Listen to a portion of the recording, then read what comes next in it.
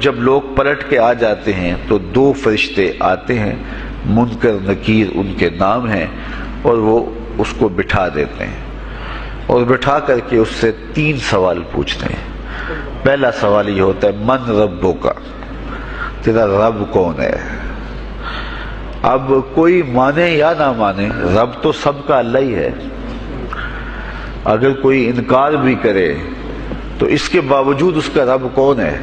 اس کا رب اللہ ہے۔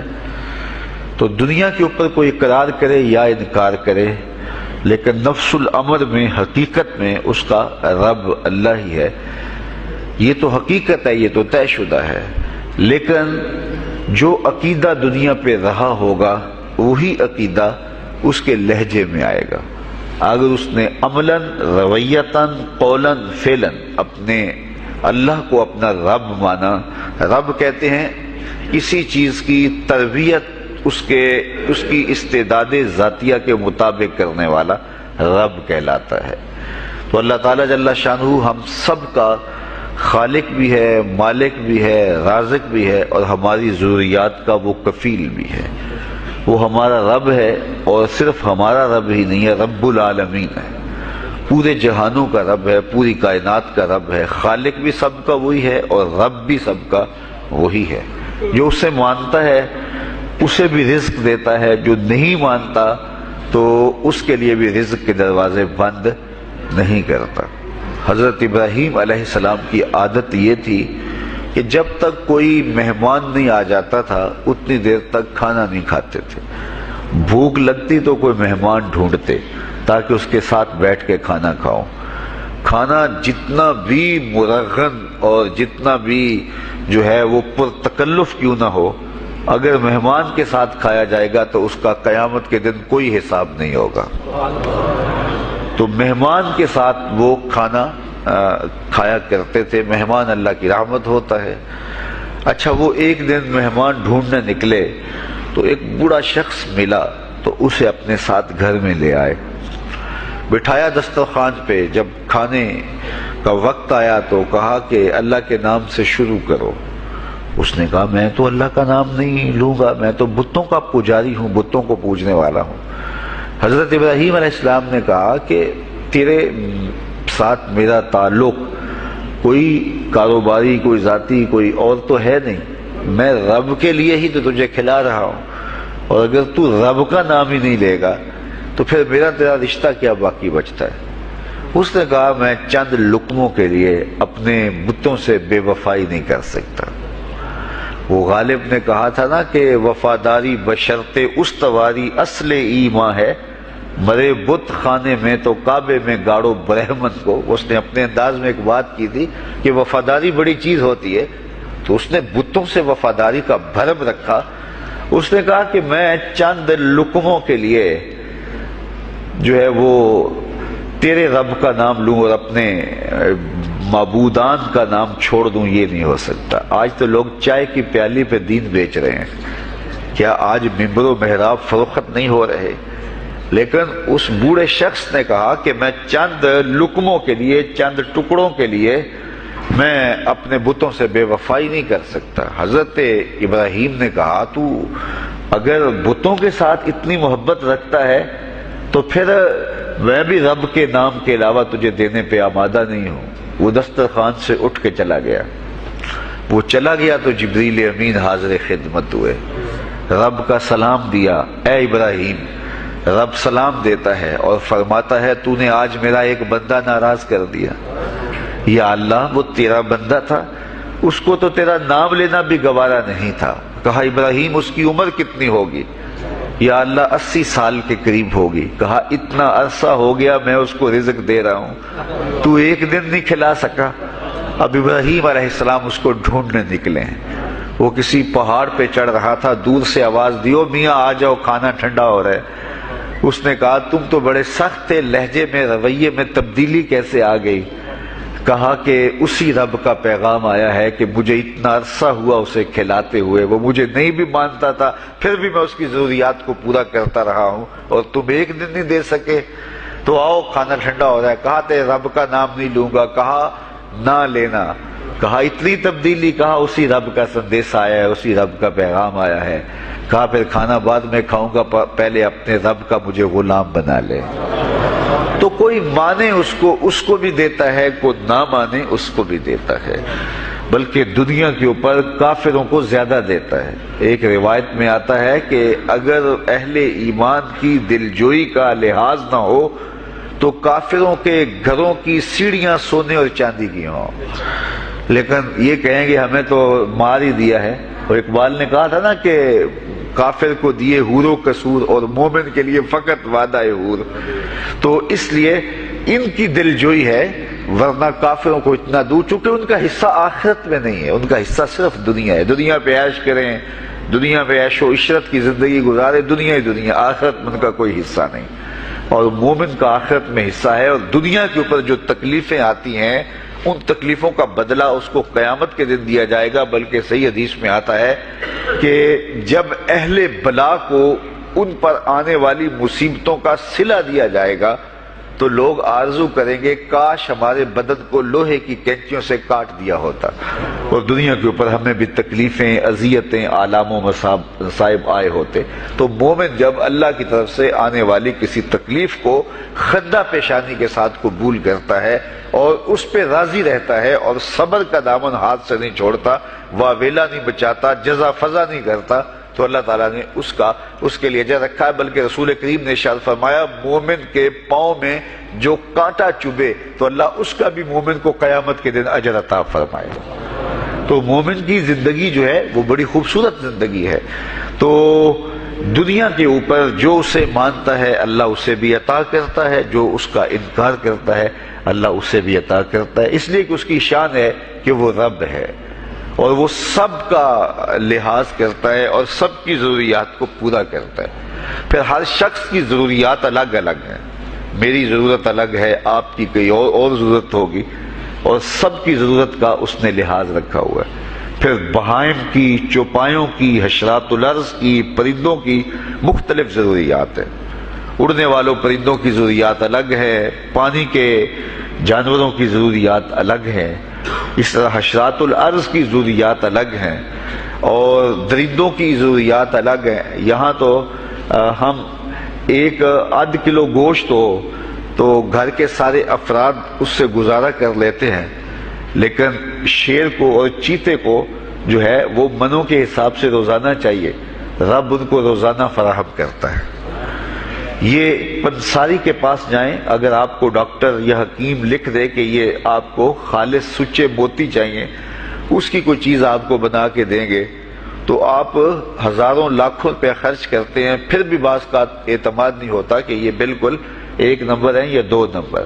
تو رتی ماشی اور تولوں کے اندر آپ ان کو خریدتے ہیں اور وہ بھی آپ کو گمان ہوتا ہے کہ پتہ نہیں خالص ہیں یا ناخالص، لیکن دنیا کے اوپر لاکھوں کروڑوں پرندے پائے جاتے ہیں، جانور پائے جاتے ہیں، ہنس، اور وہ کھاتا ہی سچے موتی ہے۔ صبح کو بھی، شام کو بھی، دوپہر کو بھی اللہ سب کو پیٹ بھر کے کھانے کے لیے عطا فرماتا ہے۔ تو جس کی جو ضرورت ہے وہ رب ہے، اس ضرورت کو پورا کرتا ہے۔ تو ہم اگر اللہ تعالیٰ کو رب مان لیں حقیقی معنوں کے اندر تو ہماری زندگی کی پریشانیاں، ہماری زندگی کے دکھ مٹ جاتے ہیں۔ مصیبتیں اس وقت آتی ہیں اور اس وقت پریشانی لگی رہتی ہے، دھڑکا لگا رہتا ہے کہ جب انسان جو ہے وہ سمجھتا ہے کہ میں ہی جو ہے وہ کچھ کرنے والا ہوں۔ وَمَا مِن دَابَّةٍ فِي الْأَرْضِ إِلَّا عَلَى اللَّهِ رِزْقُهَا، زمین پر چلنے والی، رینگنے والی کوئی چیز نہیں جس کا رزق اللہ کے ذمہ کرم پہ نہ ہو۔ تو جب انسان اس عقیدے کو اپنی روح میں، اپنے باطن میں اتار لیتا ہے تو پھر اس کی زندگی سوکھی ہو جاتی ہے کہ وہ میرا خالق بھی ہے اور وہ میرا رب بھی ہے۔ اور یہ یقین انسان کی زندگی کے اندر اعتماد، روشنیاں اور توکل بھر دیتا ہے۔ بلکہ ایک حدیث میں آیا کہ جس طرح توکل کرنے کا حق ہے اگر وہ تم ادا کرو تو اللہ تمہیں ایسے رزق عطا فرمائے جس طرح پرندوں کو عطا فرماتا ہے۔ وہ جب صبح نکلتے ہیں تو ان کے پیٹ خالی ہوتے ہیں اور انہیں پتہ نہیں ہوتا کہ کہاں سے رزق مل رہا ہے، اور جب وہ شام کو آتے ہیں تو ان کا پیٹ بھرا ہوا ہوتا ہے۔ بند توکل، پنچھی اڑ دے خرچ نہ پلے زیرا ہو، سلطان باہو فرماتے ہیں کہ انہیں کوئی نہیں پتا ہوتا کہ فلاں جگہ پہ جانا ہے، لیکن کبھی ایسا نہیں ہوا کہ وہ بھوک سے مر گئے ہوں اور انہیں کچھ ملا نہ ہو، تو وہ خالی پیٹ کبھی نہیں آتے، وہ اللہ تعالیٰ ان کو رزق نصیب فرماتا ہے، وہ سب کا رب ہے۔ تو اگر ہم اپنے رویے سے، اپنے عمل سے، اپنے عقیدے سے واقعی اللہ کو رب مانتے ہیں، تو پھر قبر میں جب سوال ہوگا من ربوں کا، تیرا رب کون ہے، تو پھر کبھی بھی جواب دیتے جھجک محسوس نہیں ہوگی۔ بندہ عرض کرے گا رب اللہ، میرا رب اللہ ہے اور میں اسی کو اپنا رب مانتا ہوں، میری ضروریات کی کفالت بھی اسی کے ذمہ کرم پہ، اور میرا تیقن، میرا یقین کہ وہ میرا رب ہے۔ یہ پہلا سوال ہوگا۔ دوسرا سوال قبر میں ہوگا، اور وہ یہ ہوگا کہ ما دینوں کا، تیرا دین کون سا ہے؟ مختلف ادیان دنیا کے اوپر موجود ہیں، لیکن اسلام کے بعد اب کسی اور دین کو قبول نہیں کیا جائے گا۔ ارشاد فرمایا کہ اللہ تعالیٰ اسلام کے علاوہ کسی اور دین کو قبول نہیں کرے گا۔ تو یہ اگر میں اپنے عمل سے، اپنے رویے سے، اپنے طرز زندگی سے، اپنے انداز معاشرت سے اسلام کو اپنے اوپر غالب کر لیا، تو پھر قبر میں جواب دیتے ہوئے کوئی جھجک محسوس نہیں ہوگی۔ بندہ عرض کرے گا کہ دینی الاسلام، میرا دین اسلام ہے، میرا طرز زندگی، میرا انداز معاشرت، میرا سبھی کچھ اسلام کی مطابقت میں تھا، اور میں اسی کو اپنا دین مانتا ہوں، صرف زبان سے نہیں، اپنے رویے سے بھی، اپنے طرز زندگی سے بھی، اپنے انداز معاشرت سے بھی۔ تو یہ جو ہم اسلام کے دائرے میں داخل ہوتے ہیں اور ہم اپنے دین کو اسلام قرار دیتے ہیں، تو دین انسان کی زندگی کے تمام شعبوں پر حاوی ہوتا ہے، اور اس کا طرز زندگی، اس کا انداز معاشرت اس کی مطابقت میں ہونا چاہیے۔ تو قبر میں یہ سوال پوچھا جائے گا کہ تیرا دین کیا ہے، باوجود کہ اللہ تعالیٰ جل شانہ کو پتہ ہے کہ اس کا دین کیا تھا، اللہ کو پتہ ہے کہ یہ کس کو رب مانتا تھا، لیکن قبر میں یہ سارا سلسلہ ہوگا، اور صحیح احادیث کے اندر ان سوالوں کا تذکر آیا ہے کہ یہ سوال پوچھے جائیں گے کہ تیرا دین کیا ہے۔ اب اس نے اگر اپنا طرز زندگی، اپنا انداز معاشرت اسلام کی مطابقت میں رکھا ہوگا، اور دین کو اس نے دین سمجھا ہوگا، اسلام کو ہی اپنا دین عملاً، رویتاً، ہر خوشی غمی کے موقع پہ اس نے اسلام کو ہی ترجیح دی ہوگی، تو پھر اس کو کوئی جھجک نہیں ہوگی جواب دیتے ہوئے کہ میرا دین اسلام ہے، میرے شب و روز، میری زندگی کے نشیب و فراز، میری زندگی کی کا گوشہ جو ہے وہ اسلام کی مطابقت میں گزرتا تھا۔ تو پھر وہ سیدھا سیدھا جواب دے گا دینی الاسلام۔ اس لیے ہمیں اس سوال کی تیاری بھی کرنی چاہیے کہ ہماری نجی زندگی ہو یا ہماری اجتماعی زندگی ہو، ہماری گھریلو زندگی ہو یا ہماری معاشرتی زندگی ہو، ہماری ذاتی زندگی ہو یا ہماری سیاسی زندگی ہو، ہماری جس طرح کی بھی زندگی کے جو بھی شعبہ جات ہیں، سب میں ہم دین کو غالب کریں۔ ہم صرف مسلح کے مسلمان نہ بنیں کہ 5 نمازیں پڑھ لیں اور ہم کہتے ہیں مسلمان ہیں، روزے رکھ لیے، تراویح پڑھ لی، اور ہم نے جو ہے وہ زکوٰۃ دے دی اور حج کر لیا، تو اس سے ہم مطمئن ہو گئے کہ ہم مسلمان ہیں۔ اسلام ایک مکمل اور اکمل اور کامل ضابطہ حیات ہے، اپنے ماننے والوں کو زندگی گزارنے کا پورا اسلوب اور مکمل کامل رہنمائی دیتا ہے۔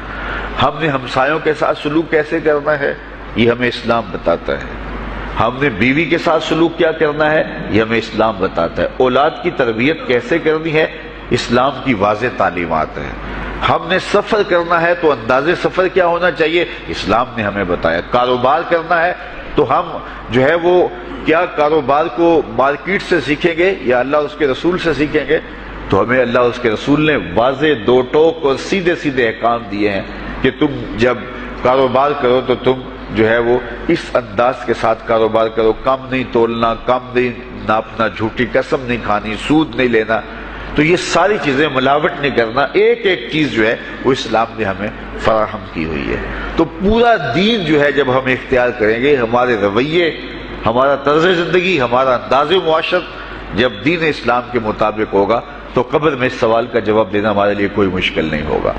اور اگر ہمارا طرز زندگی کچھ اور طرح کا ہوگا تو کیا صرف یہ کہہ دے کہ ہم مسلمان ہیں؟ یہ تو پھر ایک کافر بھی کہہ سکتا ہے کہ میرا دین اسلام ہے، ایک منافق بھی کہہ سکتا ہے کہ میرا دین اسلام ہے، لیکن ایسا نہیں ہوگا۔ جو ہماری کیفیت قلب ہوگی قبر میں اس کا جواب اس کی مطابقت میں آئے گا۔ وہاں یہ دنیا کے معاملے یا دنیا کی یادداشتیں نہیں ہوگی، وہاں کیفیت قلب کے مطابق جواب دیا جائے گا۔ یہ کافر جواب نہیں دے سکے گا کہ میرا رب اللہ ہے، کیونکہ وہ عمل سے، رویے سے اس کو اپنا رب نہیں مانتا ہے، تو حقیقتاً تو اس کا رب اللہ ہے، لیکن وہ یہ جواب نہیں دے پائے گا۔ اسی طرح جو شخص اپنے طرز زندگی کے اندر اسلام کو داخل نہیں کر چکا ہے اور اسلام کو اس نے اپنا ہادی رہنما نہیں بنایا ہے، تو وہ قبر میں اس سوال کا جواب کیسے دے سکے گا کہ میرا دین اسلام ہے، چونکہ اس کا رویہ، اس کا طرز زندگی اور اس کا انداز معاشرت ایسا نہیں رہا ہوگا۔ اس لیے ہمیں اپنی زندگی کے شب و روز کو اسلامی تعلیمات کے سانچے میں مکمل اور کامل طور پر ڈھالنا ہوگا، تاکہ جب قبر میں سوال ہو تو ہم جواب دے سکیں کہ ہمارا دین اسلام ہے۔ تیسرا سوال جس پہ فیصلہ ہو جائے گا، اور اس کے بعد قبر میں یا جنت کا دروازہ کھول دیا جائے گا یا جہنم کی کھڑکی کھول دی جائے گی، وہ سوال تیسرا کیا ہوگا؟ اور وہ سوال بھی عقیدے کا ہے، بلکہ بخاری شریف کی ایک روایت کے مطابق 3 سوال نہیں ہوں گے، ایک ہی سوال ہوگا، اور وہ یہ تیسرا سوال ہوگا۔ فرشتے پھر پوچھیں گے حضور علیہ الصلوۃ والسلام کے روضہ دور سے اور قبر کے درمیان سے پردے ہٹا دیے جائیں گے، اور رسول کریم صلی اللہ علیہ وسلم سامنے ہوں گے، اور فرشتہ حضور کی طرف اشارہ کر کے کہے گا ما کنت تقول فی ھذا الرجل، ان کے بارے میں زندگی میں کیا کہا کرتا تھا۔ یہاں یہ نہیں ہے کہ تو نے کیا کہا تھا یا اب کیا کہتا ہے۔ جب مضارع کے اوپر کانا یا جو ہے وہ کانا کے مشتقات داخل ہوں تو پھر وہ ماضی استمراری کا جو ہے وہ معنی دیتا ہے۔ تو ما کنت تقول کا معنی یہ ہے کہ تو کیا کہا کرتا تھا، تیرا لہجہ کیا تھا، تیری زبان کیا تھی، ان کے بارے میں تیری رائے کیا تھی، تو کیا بولا کرتا تھا، کیا کہا کرتا تھا۔ تو یہ حضور علیہ الصلوۃ والسلام سامنے ہوں گے اور یہ سوال پوچھا جائے گا۔ اب ابو جہل سے پوچھا جائے گا ما کنت تقول فی ھذا الرجل، تو وہ کہے گا ہے ہاتھ لا ادری، ہائے افسوس میں نہیں جانتا یہ ہیں کون۔ ابو لہب سے پوچھا جائے گا، وہ کہے گا ہے ہاتھ لا ادری، ہائے افسوس میں نہیں جانتا یہ کون ہے۔ اچھا جانتا نہیں تو پتھر کس کو مارتا تھا، جانتا نہیں تو گڑے کس کی راہوں میں کھدواتا تھا، جانتا نہیں تو اوجریاں کس کے اوپر ڈلوایا کرتا تھا۔ آنکھیں پھاڑ پھاڑ کے تو ساری زندگی دیکھتا رہا، لیکن آج ابو جہل قبر میں اترا، حضور کی صورت نورانی سامنے ہے، اور پوچھا گیا کہ یہ کون ہے، یہ نورانی چہرے والے کون ہیں؟ تو ابو جہل کہتا ہے ہائے افسوس میں نہیں جانتا یہ کون ہے۔ اچھا جانتا نہیں تو پھر پتھر کس کو مارتا تھا؟ اللہ اکبر۔ اور 14 صدیاں گزرنے کے بعد ایک مومن لحد میں اترتا ہے اور پردے ہٹا دیے جاتے ہیں، اور منکر نکیر سوال کرتے ہیں عامر چیمہ بتا یہ کون ہے؟ وہ کہتا ہے پیچھے ہٹو، پہلے پائے ناز کو بوسہ تو کر لینے دو، میں تو مر کے پہنچا ہوں یہاں اس دل ربا کے واسطے، یہ تو میرے بخت جاگے کہ وہ میری قبر میں آئے۔ وہ کسی شاعر نے کہا نا کہ آئے وہ میرے مزار پہ گھونگھٹ اتار کے، آئے وہ میرے مزار پہ گھونگھٹ اتار کے، مجھ سے تو نصیب اچھے ہوئے میرے مزار کے، یہ تو بخت سنور گئے کہ وہ میری قبر میں آئے۔ شیخ عبدالحق محدث دہلوی علیہ رحمہ لکھتے ہیں کہ جب سے یہ سنا ہے کہ قبر میں حضور آئیں گے، پتہ نہیں موت کہاں مر گئی ہے، جی چاہتا ہے زندہ ہی قبر میں چلے جائیں۔ تو وہ کہے گا پہلے مجھے پائے ناز کو بوسہ تو کر لینے دو، میں تو زندگی کے بھر میں انتظار ان کا کرتا رہا، اور ان کے بارے میں پوچھ رہے ہو یہ کون ہے؟ ساری زندگی پیر مہر علی شاہ نقشہ بتاتے رہے، مکھ چند بدر شاہ شانی ہے، متھے چمک دی لاٹ نورانی ہے، کالی زلف تے اکھ مستانی ہے، مخمور رکھی ہند مد بھریاں۔ تو وہ فوراً جواب دیتا ہے یہ تو وہی میرے آقا و مولا ہیں جن کے لیے ساری زندگی تڑپتا رہا اور ان کی زیارت کی آرزوئیں اور تمنائیں کرتا رہا۔ اچھا ابو جہل ساری زندگی دیکھتا رہا تو وہ تو جواب نہیں دے پائے گا، وہ کہتا ہائے افسوس میں نہیں پہچانتا یہ کون ہے، ہاتھ لا ادری، مجھے نہیں پتا۔ اور 14 صدیاں گزرنے کے بعد ایک مومن لحد میں اترتا ہے تو وہ فوراً کہتا ہے یہ تو وہی ہیں جن کے لیے زندگی گزار آیا ہوں۔ تو جس نے دیکھا تھا وہ پہچان نہیں سکتا، اور صدیوں بعد جو دنیا کے اوپر آیا وہ فوراً پہچان بھی رہا ہے اور پائے ناز کو بوسے بھی کر رہا ہے۔ تو پھر اس کا کیا جواب ہوگا؟ تو اس کا جواب علامہ اقبال علیہ رحمہ نے دیا۔ وہ کہتے ہیں قبر میں یہ جو آنکھیں ہیں ان میں تو مٹی پڑی ہوگی، یہ تو بند ہوگی، دل کی آنکھیں کھلی ہوں گی۔ ابو جہل نے ان آنکھوں سے دیکھا تھا، یہ آنکھیں تو اب کھلی نہیں ہیں، تو ان سے وہ کیسے پہچانے گا؟ اور دل کی آنکھوں نے حضور کو دیکھا ہی نہیں تھا۔ اور یہ صدیوں گزرنے کے بعد جو مومن لحد میں اترتا ہے اس کی گو ان آنکھوں نے نہیں دیکھا تھا، لیکن در دل مسلم مقام مصطفیٰ، مومن کے دل کے ڈیرے کے اندر مومن کے دل میں حضور ہی بستے ہیں، اس لیے اس کی آنکھوں نے، دل کی آنکھوں نے حضور کو دیکھا اور پہچان لیا، اس لیے کہ دل کی آنکھوں نے حضور پہلے بھی دیکھے ہوئے تھے اور دل آرزو میں مچلتا رہا، اس لیے دل کو پہچاننے میں دیر نہیں لگی۔ تو وہاں یہ آنکھ نہیں پہچانے گی، یہ آنکھ پہچانے گی، اس لیے اقبال نے دوسرے مقام پہ کہا دل بینا بھی کر طلب خدا سے کہ آنکھ کا نور دل کا نور نہیں۔ آنکھ کا نور اور ہے، دل کا نور اور ہے۔ تو اگر کوئی شخص دنیا کے اوپر دل کے نور سے بے بہرا رہا، قیامت کے دن یہ آنکھیں اسے فائدہ نہیں دے گی، بلکہ اللہ تعالیٰ نے خود قرآن مجید میں ایک مقام پہ فرمایا من کان فی ہذہ اعمی فہو فی الآخرۃ اعمی واضل سبیلا، جو اس دنیا میں اندھا رہا کل قیامت کے دن بھی نابینا اٹھایا جائے گا۔ اس سے ان آنکھوں کی بے نوری قطعاً مراد نہیں، کسی مفسر نے نہیں لکھا، بلکہ وہ تو واضح حدیث میں آتا ہے جو دنیا میں ان دو محبوب چیزوں سے آزمایا گیا، اللہ تعالیٰ قیامت کے دن اسے صلہ عطا فرمائے گا۔ یہ جو دنیا کے اوپر نابینا ہوتے ہیں، نابینا ہو جاتے ہیں یا پیدائشی نابینا ہوتے ہیں، تو یہ دنیا کی لذتوں سے اور دنیا کے نفعوں سے لطف اندوز نہیں ہو پاتے۔ یہ بہت بڑی آزمائش ہے، جہان اندھیر ہوتا ہے ان کے لیے، لیکن قیامت کے دن اللہ تعالیٰ اس کا بہتر صلہ ان کو عطا فرمائے گا جو دو ان محبوب چیزوں سے آزمایا گیا۔ تو اگر وہ دنیا پہ اندھا تھا اور حقیقی طور پہ، اور قیامت کے دن بھی اندھا اٹھایا جائے گا، یہ تو پھر مناسب نہیں ہوگا۔ تو یہ جو قرآن نے کہا جو دنیا میں اندھا رہا وہ قیامت میں بھی اندھا اٹھایا جائے گا، تو اس سے ان آنکھوں کی بے نوری قطعاً مراد نہیں ہے، اس سے دل کی بے نوری مراد ہے۔ تو دل اگر بینا ہوا، دل اگر روشن ہوا، تو پھر قبر کے اندر بھی دل دے دیوے دی روشنائی جاوے وچ زمینہ، تو پھر وہ معرفت رسول کا سبب ہوگا دل کا اجالا، اور پھر حشر کے اندر بھی جو ہے وہ دل کی آنکھیں روشن ہوں گی۔ تو جس نے اپنے قلب کو دور معرفت سے، دور ایمان سے اور دور محبت سے منور نہیں کیا ہے، تو وہ قبر کے اندر، حشر کے اندر نابینا ہی اٹھایا جائے گا، اور یہ قرآن کی صریح نص ہے۔ تو اب ابو جہل نے ان آنکھوں سے دیکھا ہے، لیکن جب سوال ہوتا ہے بتاؤ یہ کون ہے، تو وہ کہتے ہیں ہے ہاتھ لا ادری، افسوس میں نہیں جانتا۔ اور صدیاں گزرنے کے بعد ایک مومن لحد میں اترتا ہے، ظاہری ملاقات بھی نہیں ہے، جب اس سے پوچھا جاتا ہے یہ کون ہے، تو وہ کہتا ہوا محمد صلی اللہ علیہ وسلم، یہ تو وہی آقا ہے جن کے لیے ساری زندگی، جن کے تذکروں کی خوشبو سونگھتا رہا ہوں، تو مجھے تو جو ہے وہ ان کے پائے ناز کو بوسہ کر لینے دو۔ تو بتاؤ اس کے دل کی آنکھوں نے حضور کی معرفت حاصل کی اور حضور کو پہچان لیا، تو دل بینا بھی کر طلب خدا سے کہ آنکھ کا نور دل کا نور نہیں۔ تو حضور علیہ الصلوۃ والسلام کے حوالے سے جب سوال ہوگا، اگر اس سوال کا جواب نہیں آیا تو پھر جہنم کی کھڑکی کھول دی جائے گی، اور اگر اس سوال کا جواب آیا تو پھر جنت کے دروازے کشادہ کر دیے جائیں گے، اور جنت کی ٹھنڈی ہوائیں اس کی قبر میں آ جائیں گی، بلکہ حدیث میں آتا اسے کہا جائے گا کہ نم کنومت العروس، ایسے سو جا جس طرح دلہن سوتی ہے۔